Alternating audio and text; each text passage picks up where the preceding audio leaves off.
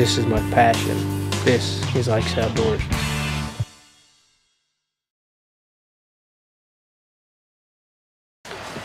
Hey guys, Ike here from IkesOutdoors.com.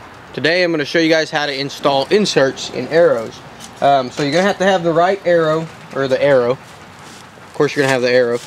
You're going to have the right insert. If you don't have, say you're cutting an arrow down, it's already got the insert glued in it, be sure to go to the shop and get the right insert, because you want to make sure that it's going to have a good fit to it. If you're cutting these yourself, be sure to square them up. There are a lot of G5 makes a squaring tool. There's a lot of squaring tools on the market that do a good job of squaring these things up, but you want them as square as you can get them. I made a squaring tool that's just basically a block with a groove that'll cradle the arrow. I can slide it in there, and on the block it's got a piece of sandpaper, and I can just turn it in that groove and it sands it down and gets it good and flat. So you can make your own, you can buy them, whatever you want to do, but make sure that this is good and square. These were cut. These are my wife's deer crossing arrows. These were cut at the factory, so I got a good square edge to start out with. First thing you're going to want to do is you're going to want to clean out the inside. There's a couple things you can do. You don't have to do this first step, but I always do just because I got it. This is just a 22 caliber wire brush, and I just run it right down in there, twist it around. I don't get too aggressive with it, and just pull it right back out. That's just going to clean any burrs in there or anything like that out, and make sure it's good and clean. Next thing I do is take a Q-tip, and I use alcohol and just put it right down in there and clean it out. And you'll see there's just a little bit of gunk, a little bit of debris down in there. You want to get all that out. If you do this on one that you don't run a wire brush through,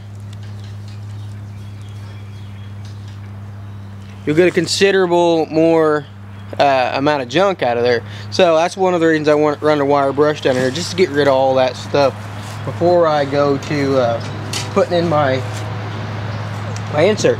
Okay, so you can use a couple different glues on this. What I like the best is just this Loctite Epoxy. This is just a 2-part epoxy, and it sets up in 5 minutes. So it's set in 5 minutes. They're not going to come out. Give it about 24 hours to dry. If you have to shoot them immediately, you can.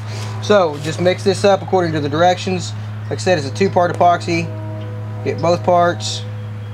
I just mix them up on a piece of cardboard, and then I just use the actual insert usually and just mix it together good with the insert, and get you a little bit of glue on there. You don't need a whole lot. It's just gonna, whatever excess you put in there, it's just gonna end up pushing it out anyway. So I got a little bit of glue all the way around the thing right there on the bottom.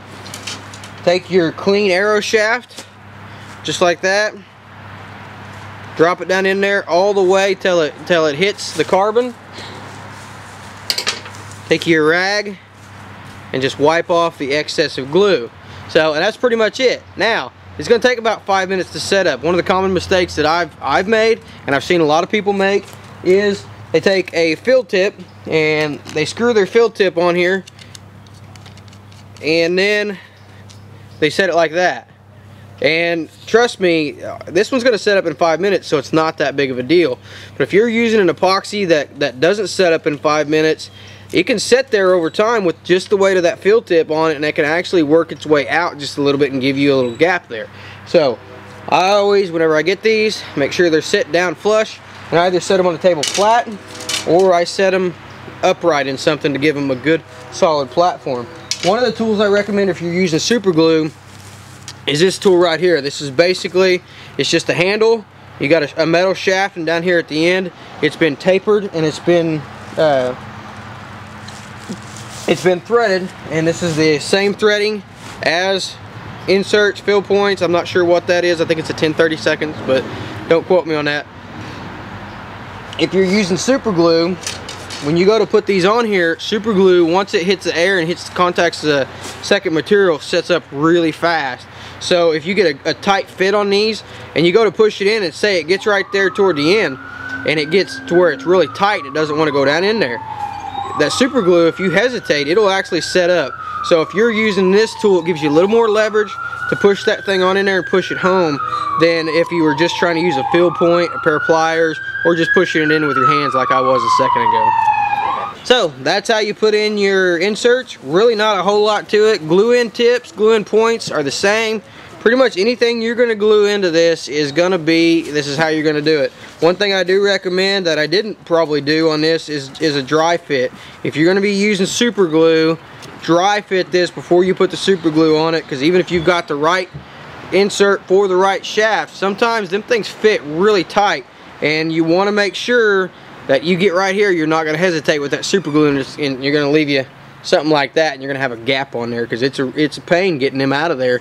Most of the time you got to cut them. So that's how I put in my inserts. For more product reviews, how-to videos, be sure to check out our website, untitled.com. Appreciate you guys watching.